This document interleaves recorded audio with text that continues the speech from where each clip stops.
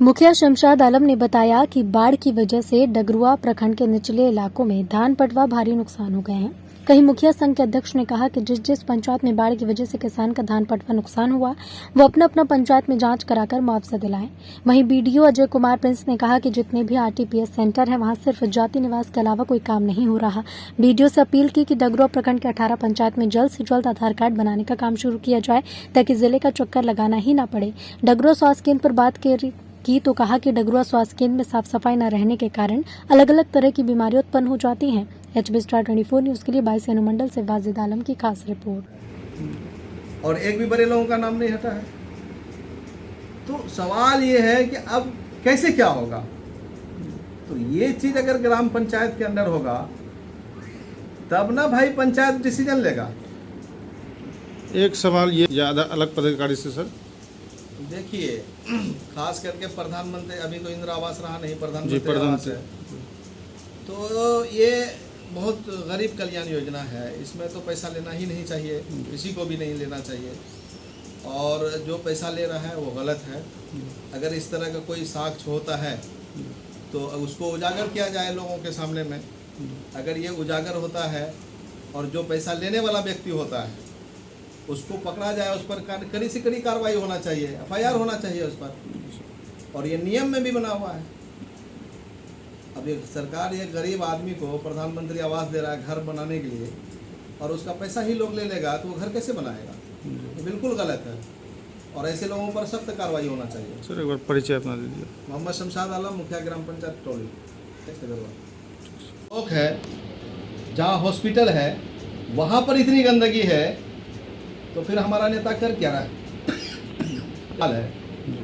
आप बैसी चले जाइए, आप देखिए बैसी में जो मार्केट है बीच में, आज चले जाइए आप, वहाँ पर 1 फीट पानी मिलेगा एनएच पर।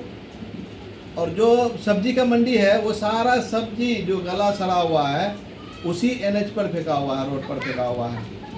और आने जाने वाले लोगों को कितना दिक्कत होता है, तो इस पर सवाल नहीं उठाने वाला लोग है। तो बताइए कि आखिर हमारे यहाँ के नेता क्या कर रहे हैं।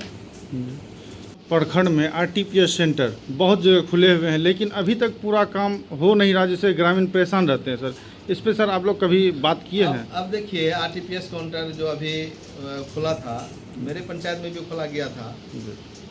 तो जो आरटीपीएस काउंटर से जो फ़ायदा पब्लिक को होना चाहिए था, और जिस समय ये आया कि हर पंचायत में आरटीपीएस काउंटर खुलेगा, तो हम लोगों को इतनी खुशी हुई जिसका कोई जवाब नहीं है। अब लगने लगा कि अब प्रखंड मुख्यालय का चक्कर लगाना हम लोगों को नहीं पड़ेगा या हमारे यहाँ के लोगों को नहीं पड़ेगा। लेकिन उस आरटीपीएस का क्या हाल है, वहाँ सिर्फ आप जाति निवासी के लिए अप्लाई कीजिए। अगर वो भी जाति निवासी के लिए अप्लाई कर दिए तो आपको 1 महीना से पहले आपको निवासी जाति नहीं मिलेगा।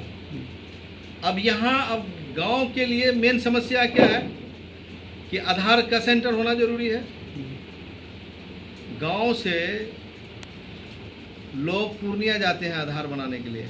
अब आधार एक ऐसा समस्या हो गया है कि ये लगता है कि सबसे बीमारी बन के। मक्का का फसल काफ़ी नुकसान हुआ था और उसमें हम लोग सवाल भी उठाए थे और उसका हम लोग लिख के भी दिए थे कि ग्राम पंचायत से हम लोग अनुसरण करके दिए थे कि अपने पंचायत में कि 70% मक्का का फसल नुकसान है, और हम लोग अंचल कार्यालय को दिए थे।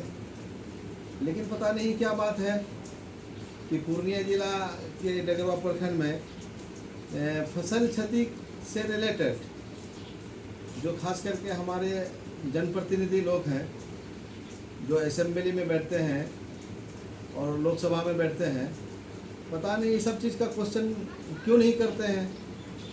आखिर क्यों नहीं किसान का समस्या लोगों को समझ में आता है। अपने खास करके आप देखेंगे तो डगरुआ प्रखंड में तो बहुत कम लोग बिजनेस करते हैं, परसेंटेज में भी लोग नहीं है बिजनेसमैन। और यहाँ के तमाम लोग किसान हैं और गरीब लोग हैं। जिसको 1 बीघा ज़मीन नहीं है वो भी बेचारा आधी लेके पूता में लेके खेती करते हैं। यानी कुल मिला के टोटल लोग यहाँ किसान हैं और इतनी आबादी किसान का है इसके बाद किसान के बारे में आज तक किसी नेता ने